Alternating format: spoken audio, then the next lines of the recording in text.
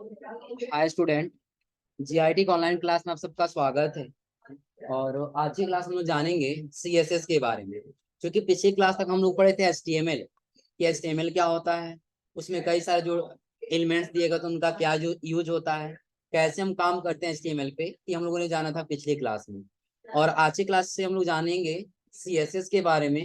यदि हम कोई वेब डेवलप कर रहे हैं और वेब डेवलप करते समय यदि हम एचटीएमएल के माध्यम से कोई कंटेंट टाइप कर दिए, अब उस कंटेंट टाइप करने के बाद से उसमें हमको कोई स्टाइल देना है, तो उसके लिए हम सीएसएस का कैसे यूज करते हैं वो हम लोग जानेंगे आज की क्लास में। तो सबसे पहले हम बताएं ये सीएसएस क्या होता है। तो हमने आपको बताया था जिस दिन फर्स्ट क्लास स्टार्ट किए थे ना, उस दिन हमने आपको बताया था कि यदि आप ब्राउजर पेज पे जाते हैं कोई वेब डेवलप करने के लिए, तो सबसे पहले आप सहारा लेते हैं किसका? एचटीएमएल। तो एचटीएमएल का काम क्या होता है? कंटेंट बनाना। जैसे हम ये कहें कि आपको एक घर बनाना है, तो आपको कौन सा दीवार कहाँ पे रखना है, ये सारा आप किसके माध्यम से करेंगे? एचटीएमएल के माध्यम से। कि आपको यहाँ पे दीवार रखना है, फिर यहाँ दीवार रखना है, फिर बगल में दीवार रखना है, ये सारा आपका कंटेंट कौन देगा? एचटीएमएल। लेकिन ये कंटेंट देने के बाद से आपको उस दीवार की पेंटिंग क्या रखनी है, उसका कलर क्या रखना है। सोफा रखे हैं अगर जो हम अपने कमरे में, तो उसका कलर क्या होना चाहिए। कोई मेज रखे तो उसका कलर क्या होना चाहिए। अगर जो वैसे यदि हम वेब पे कोई चेंजिंग करना चाहते हैं, वो किसके माध्यम से करेंगे? सीएसएस के माध्यम से।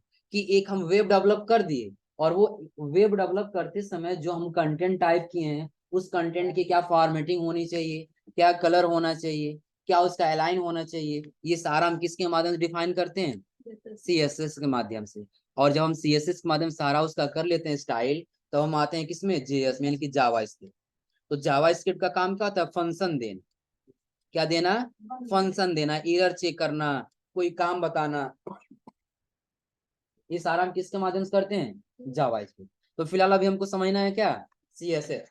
कि यदि हमको अपने एचटीएमएल के टॉपिक में कोई अगर हम कंटेंट बनाए हैं, और वो कंटेंट में यदि हमको कोई स्टाइल देना है, वो हम कैसे दें। तो अभी फिलहाल आप लोग ध्यान दें इसके, जैसे हमने ये वेब कुछ बनाया है ना, कि यदि हम ये जीआईटी पडोना पे क्लिक करेंगे तो ये हमारा ओरिजिनल जो हमारा होम पेज रहेगा वहां लेके जाएगा। कोर्स पे क्लिक करें तो जितने भी कोर्स रहेगा उस कोर्स के बारे में लेके आएगा। और होम बटन देते हैं तो ये हमारे बटन पे पुनः वापस लेकर के आ जाए। तो ऐसा हमने कुछ कंटेंट दिया था, बनाया था ना। अब इस कंटेंट बनाते समय हमको करना क्या है, कि हमने सिर्फ कंटेंट टाइप कर, जिसका हमको अलग अलग कलर देना है, अलग अलग डिजाइन देना है, अलग अलग बैकग्राउंड कलर देना है। ये सारा हम किसके माध्यम से करने वाले हैं? सीएसएस के माध्यम से। तो सबसे पहले हम लोग जानते हैं सीएसएस क्या होता है।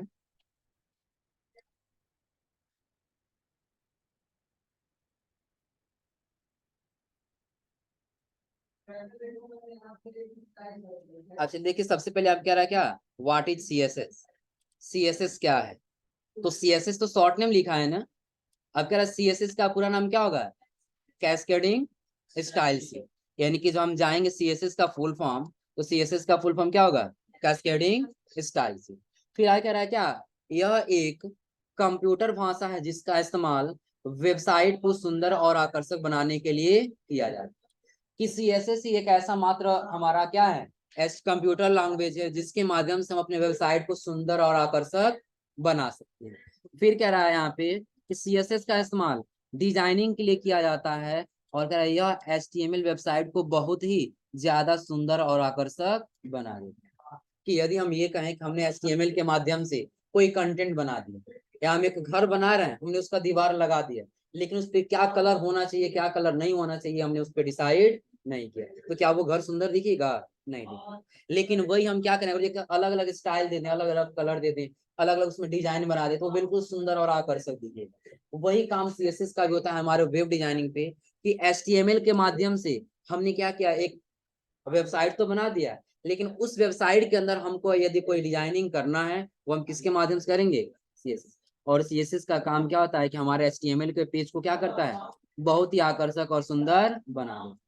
फिर आगे कह रहा है इसमें क्या, कि इसका इस्तेमाल वेब डिजाइनर और प्रोग्रामर के द्वारा एचटीएमएल वेबसाइट में कलर, फॉन्ट, एनिमेशन और साइज को डालने और बदलने के लिए किया जाता है। यदि हम एचटीएमएल का कोई वेबसाइट बनाए हैं ना, उस वेबसाइट हमको कलर चेंज करना है। क्या चेंज करना है? कलर चेंज करना है, फॉन्ट चेंज करना है, उसमें एनिमेशन लगाना है, उसका साइज को छोटा या बड़ा करना है, तो ऐसा अगर हमको कोई चेंजिंग करना है या स्टाइल डालना है या बदलना है तो उसके लिए हम किसका इस्तेमाल करेंगे? CSS। और सबसे पहले दे रहा है इसमें आगे क्या, CSS का आविष्कार किसने किया था? कौन? फिर दे रहा है क्या, व्योम ली ने किया था, कब? 1996 में। फिर कह रहा है पहले CSS वर्जन को बनाया गया था, यानी कि कब बनाया गया था? 1996 में। और किसने बनाया था? व्योम ली। और फिर आगे कह रहा है क्या, HTML में CSS 3 तरीके से इस्तेमाल किया जाता है। यदि हम HTML में जाएंगे तो यदि हम CSS इस्तेमाल करना चाहते हैं तो 3 तरीका होता है। पहला तरीका क्या होता है, तो इनलाइन, यानी क्या कह रहा है, CSS के द्वारा, यानी कि हम पहला इनलाइन तरीका लगा सकते हैं। इनलाइन तरीका क्या है, जैसे हम लोग जाते हैं किसी VS कोड पे और अगर हमको पैराग्राफ का कलर देना है तो इसी लाइन हम यहाँ पे क्या लिखेंगे, कलर। क्या लिखेंगे? कलर। पहले स्टाइल देंगे ना, पहले इसके अंदर हम क्या देंगे, स्टाइल। और स्टाइल के अंदर हम क्या देंगे, कलर देंगे। क्या देंगे? कलर। और कलर में जो कलर चाहिए सेलेक्ट करेंगे और कंट्रोल से क्या कर लेंगे, सेव करेंगे। और सेव करने से हम आ जाते हैं किस पे, आउटपुट। यहाँ पे कलर आपका चेंज हुआ दिख रहा है ना, तो इसी हम क्या कहते हैं, इनलाइन कहते हैं। क्या कहते हैं? इनलाइन। कि जो आप काम करें वो उसी लाइन के अंदर आप फॉर्मेटिंग कर देंगे, स्टाइल दे देंगे, वो आपका क्या कहलाएगा, इनलाइन CSS कहलाएगा। फिर कह रहा है इंटरनल स्टाइल सीट, यानी कि दूसरा आपका आता है क्या, इंटरनल स्टाइल सीट। और अगला आता है तीसरा, एक्सटर्नल स्टाइल सीट। इंटरनल का मतलब क्या, कि यदि आप इसी सीट पर क्या कर सकें कि आप हेडर वाले एरिया में जाइए और हेडर वाले एरिया में आप लगा लीजिए स्टाइल टैग। क्या लगा लीजिए, स्टाइल। और इसके अंदर देंगे तो आपका क्या होगा, इंटरनल होगा। क्या होगा, इंटरनल। कि आप जो HTML का वेब डिजाइन कर रहे हैं उस HTML के वेब डिजाइन में आपने इनलाइन नहीं लगाया ये, बल्कि आपने क्या किया, एक्सटर्नल लगाया। ये क्या होगा हमारा, एक्सटर्नल। ये सॉरी, ये इंटरनल होगा। फिर एक्सटर्नल क्या होगा, तो जो हम क्या करें, इसके बाहर हम कुछ चेंजिंग करें और वो सारा इफेक्ट हमको कहाँ दिखाई दे, HTML के पीछे। आ रहा है समझ में ना? उसके लिए क्या करना होगा हमको, हम आएंगे न्यू फाइल बनाएंगे और न्यू फाइल के लिए हम क्या करेंगे, उसका नाम CSS देंगे। जैसे हम दे दिए स्टाइल, क्या दे दिए, स्टाइल। स्टाइल डॉट क्या कर दिए, CSS। और जैसे हम स्टाइल डॉट CSS करेंगे तो अब हम यहाँ से जो करेंगे हमारा क्या कहलाएगा, एक्सटर्नल कहलाएगा। यानी कि पहला हमारा क्या था, इनलाइन। तो इनलाइन हम क्या करेंगे, HTML का जो हम कोडिंग किए हैं जस्ट उसी के सामने हम क्या करेंगे, अपना सारा जो भी स्टाइल देना वो स्टाइल देंगे। ये हमारा क्या है, इनलाइन CSS है। और इसके बाद हम इसी के अंदर यानी कि हेडर वाले एरिया में कुछ चेंजिंग करते हैं, वो हमारा क्या है, इंटरनल CSS है। और यही इंटरनल CSS को हटा करके हम किसी दूसरे सीट से जोड़ देते हैं, वो हमारा क्या हो जाता है, एक्सटर्नल हो जाता है। अब जैसे हम यहाँ से कोई चेंजिंग करें और इसके अंदर वो चेंजिंग हो, वो हमारा क्या कहलाएगा, एक्सटर्नल। फिर आगे इसमें क्या रहा है, क्या CSS का इस्तेमाल HTML और फिर जावा स्क्रिप्ट के साथ किया जा सकता है। और कह रहा है इस भाषा को सीखना और समझना काफी आसान होता है। कि जब हम HTML पे काम करेंगे ना, तो HTML पे काम करने के साथ साथ हम क्या कर सकते हैं, जावा स्क्रिप्ट के साथ भी हम यूज कर सकते हैं। कि जावा स्क्रिप्ट में हम कोई फंक्शन दे दिए, हमको ये बटन दबाना है तो वो ऑप्शन काम करेगा, तो उसके साथ यदि हम कुछ चेंजिंग करना चाहते हैं तो भी हम CSS का इस्तेमाल कर सकते हैं। और आकर इस भाषा को समझना, सीखना और समझना काफी आसान होता है। आप लोग आसानी से इसको क्या कर सकते हैं, समझ सकते हैं। फिर कह रहे हैं यहाँ पे CSS के प्रयोग से वेबसाइट डेवलप तथा यूजर्स आसानी से वेब पेज को अपनी सुविधा अनुसार मॉडिफाई कर सकते हैं। यदि CSS की जानकारी हमको है ना, हम कोई वेब डेवलप कर रहे हैं तो अपने अनुसार हम क्या कर सकते हैं, उसमें कोई भी मॉडिफाई कर सकते हैं, कुछ भी चेंजिंग आसानी से कर सकते हैं। कौन सा बटन कहाँ होना चाहिए, कौन सा बटन कहाँ नहीं होना चाहिए, ये हम CSS के माध्यम से आसानी से डेवलप कर सकते हैं। फिर कह रहे हैं यहाँ पे क्या, आजकल इस्तेमाल किए जाने वाले सभी ब्राउजर CSS को सपोर्ट करते हैं। जैसे अगर हम ब्राउजर पे ओपन करें और ब्राउजर पे ओपन करने के बाद से हम कुछ यहाँ पे सर्च कर लेते हैं, जैसे हमने IRCTC सर्च कर लिया। IRCTC सर्च करने पे ये क्या करता है, टिकट बुक करते हैं ना, तो जो भी कंटेंट आपको दिखाई दे रहा है कि हाँ इसका पेज कलर में ये इमेज होना चाहिए, इसका कंटेंट का जो भी हमारा बटन दिया गया है ये कलर का होना चाहिए। हम यहाँ क्लिक करते हैं ऐसे ऑप्शन आना चाहिए। यहाँ पे ये जो भी दिया है आजादी का अमृत महोत्सव जो दिया है ये कंटेंट ऐसे लिखा हुआ होना चाहिए। ये सारा किसका है इसमें सपोर्ट? सीएसएस का। सीएसएस का काम और हम इसमें से हटा देना तो बिल्कुल जैसे अभी हम एक ये पेज डेवलप किए ना ऐसे ही हमारा पेज दिखाई दे। आ रहा समझ में ना? यदि इस पेज से हम सीएसएस को हटा दें, जब ये वेबसाइट बनाया गया इसमें सीएसएस का इस्तेमाल नहीं किया गया होता तो क्या ये पेज हमारा इतना सुंदर दिखता? अभी नहीं।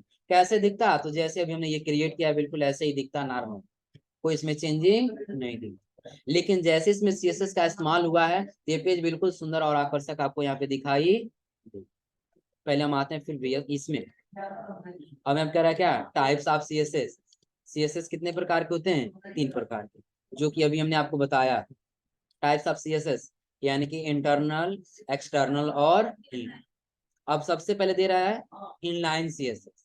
कह रहा है इनलाइन सीएसएस का इस्तेमाल एचटीएमएल टैग के अंदर ही किया जाता है, लेकिन इसके लिए हमें स्टाइल एट्रीब्यूट का यूज करना पड़ेगा। कि जब इनलाइन टैग में हम जाएंगे ना तो इनलाइन का इस्तेमाल हम कब करेंगे? तो जब कोई हम एचटीएमएल टैग लगा रहे हैं ना तो उस एचटीएमएल टैग के अंदर ही करना होगा।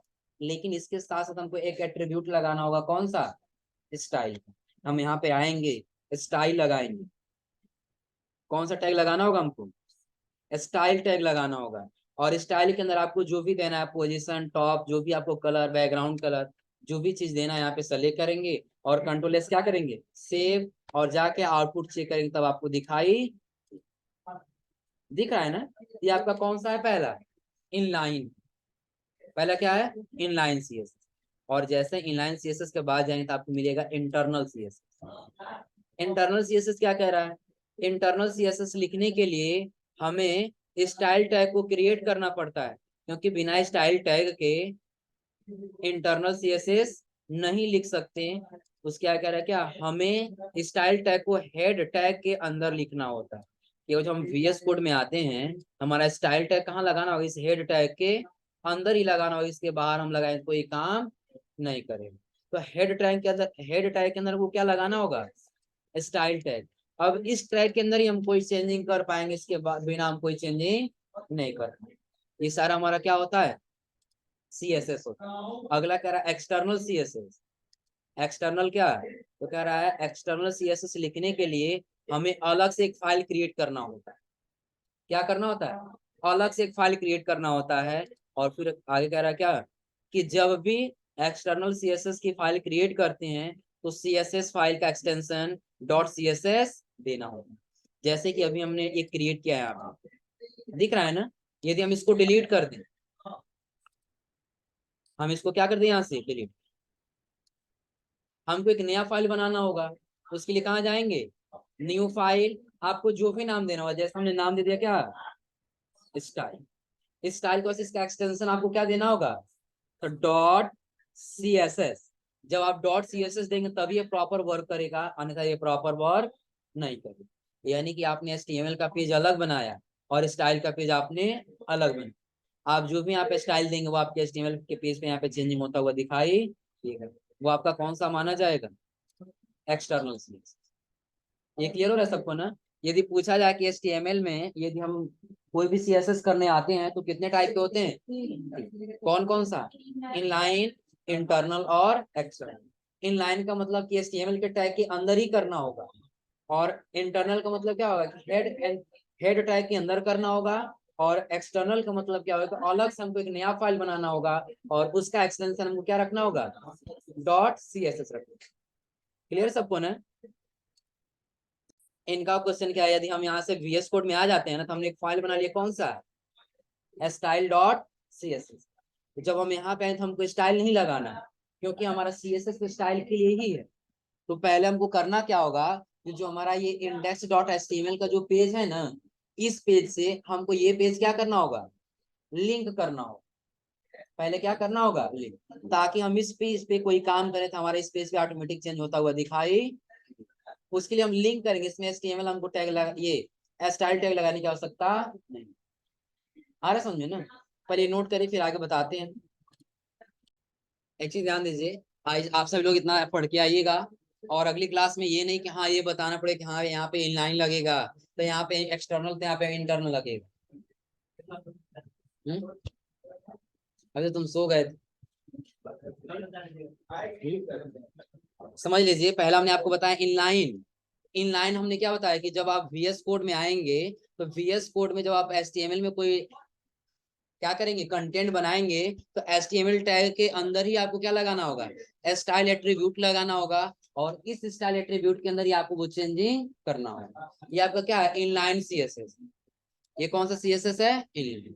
और जब इंटरनल सीएसएस में आएंगे, तो आपको हेड टैग के अंदर ही क्या करना होगा, स्टाइल टैग लगाना होगा, और उस स्टाइल टैग के अंदर आपको जो भी कलर करना है या जो भी फॉर्मेटिंग करनी है, जो भी स्टाइल देना है, आप वहां से आसानी से दे सकते हैं।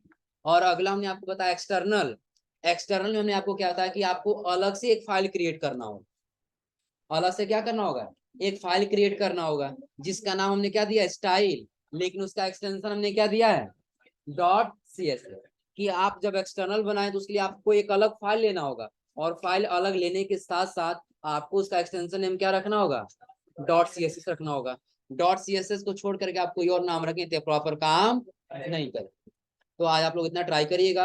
कल आप लोग को बताएंगे सीएसएस के फाइल से यदि हम एचटीएमएल के फाइल को लिंक करना चाहते हैं तो कैसे लिंक करेंगे, और फिर हम इसमें कुछ सीएसएस में कुछ स्टाइल करके चेक करना है।